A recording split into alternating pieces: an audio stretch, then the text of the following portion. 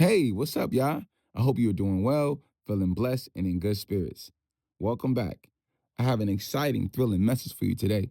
The title is Why Is It Hard to Follow Effective Leadership?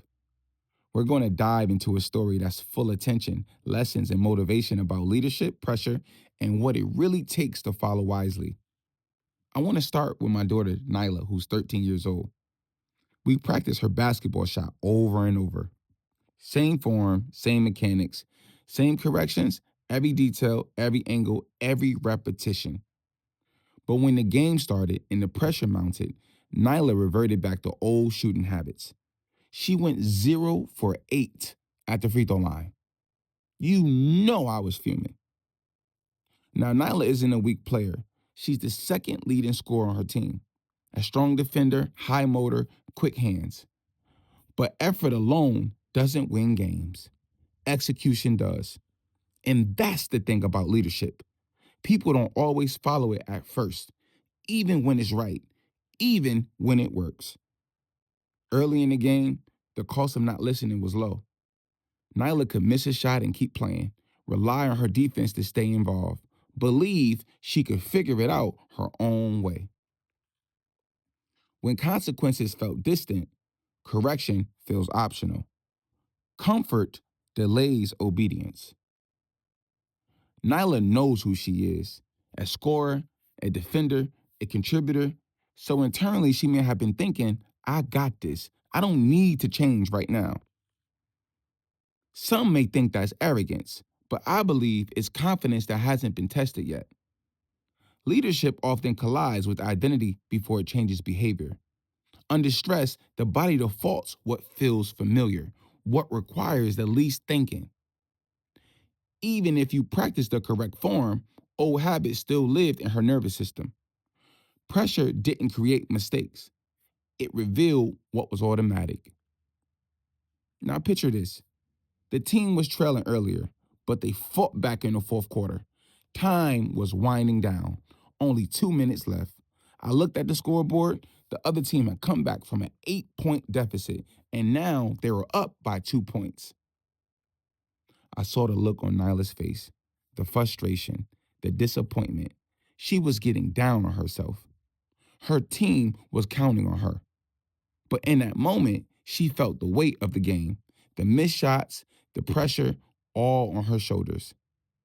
I shouted from the stands, Nyla, remember your form. Focus. Trust the shot we practice. I could see her shoulders just tighten up. The tension was just all in her hands, and the hesitation was all through her eyes. I shouted again, calm but firm. Pass the ball if you need to, but keep your head in the game. At first, it was just my voice, external, but slowly she began to breathe, slow her steps, and reconnect with the form we practice. The game came down to the final 90 seconds.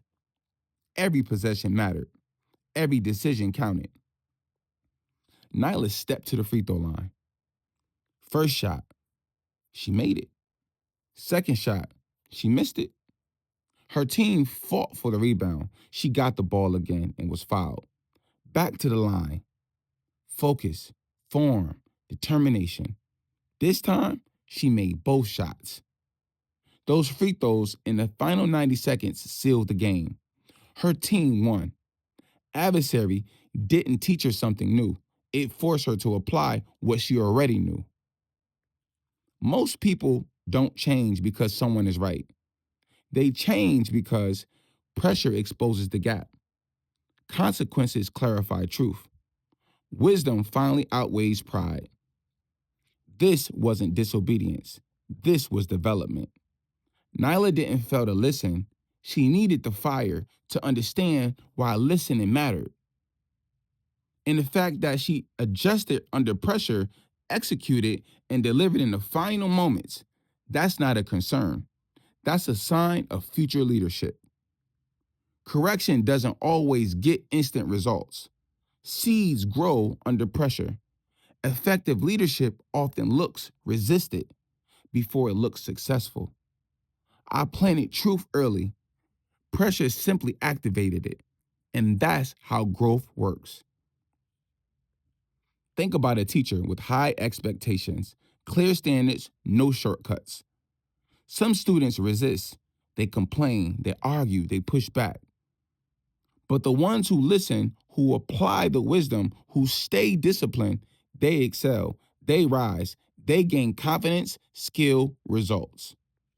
The ones who resist, they fall behind, not because the teacher failed, but because they rejected effective leadership. The teacher didn't lower the bar, the teacher raised the student. Many of us say we follow Christ, but we take only the parts of the word we like. We resist the parts that challenge us. We resist his leadership in our lives. We want comfort, we want blessings, but we avoid correction, discipline, the process. Jesus' leadership was effective. He took ordinary people, fishermen, tax collectors, broken hearts, and transferred them into leaders who changed the world. Not everyone followed him because effective leadership always creates resistance. But the ones who stayed, who listened, who applied his teaching, they succeeded, they transformed, they left a legacy. Here's the truth. People don't oppose effective leadership because it fails. They oppose it because it works.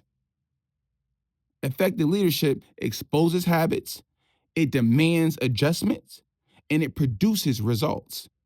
Sometimes it takes pressure for people to finally listen.